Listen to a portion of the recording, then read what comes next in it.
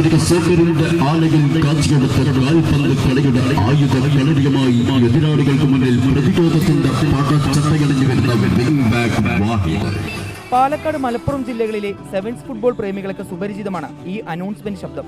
കഴിഞ്ഞ 10 വർഷമായി പന്തുരുളുന്ന മലബാറിലെ എല്ലാ മൈതാനങ്ങളിലേക്കും ഫുട്ബോൾ ആരാധകരെ എത്തിച്ചിരുന്നത് ഗാംഭീര്യവും ചടുലവുമായ ഈ അനൗൺസ്മെന്റ് ആയിരുന്നു.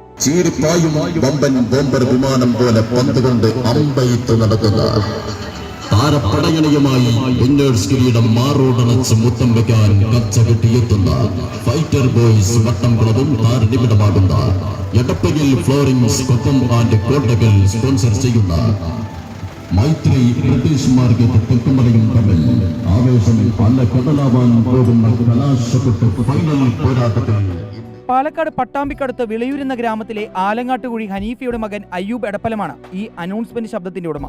മൈക്കിലൂടെ അയ്യൂബ് ചൊരിയുന്ന ഫുട്ബോൾ ആവശ്യത്തിൽ ആർത്തുല്ലസിക്കാത്ത ഒരു ഫുട്ബോൾ പ്രേമിയും മലബാറിൽ ഉണ്ടാവില്ല. അത്രയും രംഗായിരുന്നു അയ്യൂബിന്റെ ഓരോ അനൗൺസ്മെന്റ്. ഒരു മാസക്കാലം നീണ്ടുനിന്ന ആവേശകരമായ ഫുട്ബോൾ മാമാങ്കത്തിന്റെ ഫൈനൽ മത്സരത്തിന്റെ കലാശക്കൊട്ട പോരാട്ടത്തിൽ സമ്മാനിക്കുന്ന കനക കിരീടത്തിന് വേണ്ടി രണ്ട് തുല്യ ശക്തികൾ തമ്മിൽ നേർക്കുനേർ ഏറ്റുമുട്ടുകയാണ്. കോഴിക്കോടിന്റെ ചരിത്ര ഭൂമിയിൽ നിന്ന് കളിക്കളം അടക്കി വാടാനെത്തുന്ന മാനസ സിൽക്സ് KRS കോഴിക്കോടും. പക്ഷെ കളിക്കാർ പന്തുകൊണ്ട് അഭ്യാസം തീർക്കുന്നിടങ്ങളെ തന്റെ ശബ്ദം കൊണ്ട് ത്രസിപ്പിക്കാൻ ഇനി അയ്യൂബില്ലെന്ന സങ്കടത്തിലാണ് ഫുട്ബോൾ പ്രേമികൾ. 2 കിഡ്നിയും തകരാറിലായി ചികിത്സയിലായിരുന്ന അയ്യൂബ് കഴിഞ്ഞ ദിവസമാണ് പെരിന്തൽമണ്ണയിലെ സ്വകാര്യ ആശുപത്രിയിൽ വെച്ച് മരിച്ചത്. ശ്വാസതടസ്സത്തെ തുടർന്ന് ബന്ധുക്കളും സുഹൃത്തുക്കളും ചേർന്ന് ആശുപത്രിയിൽ എത്തിക്കുമ്പോഴേക്കും അയ്യൂബ് മരണപ്പെടുകയായിരുന്നു.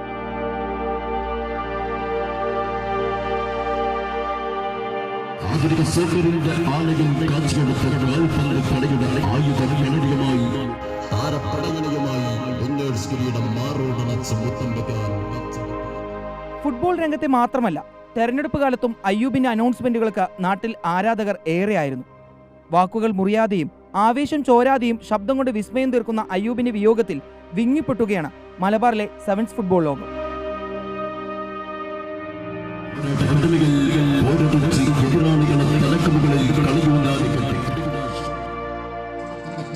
സമാസമം ചേർത്ത് തലച്ചോറ് കൊണ്ട് ശത്രു സംഹാരം നടത്തി കരികിലകളിൽ വീണ തീപ്പൊരി പോലെ പടർന്നു കയറി കായിക പ്രേമികൾ കാണാൻ കാത്തിരുന്ന ആ പോരാട്ടം എന്ന്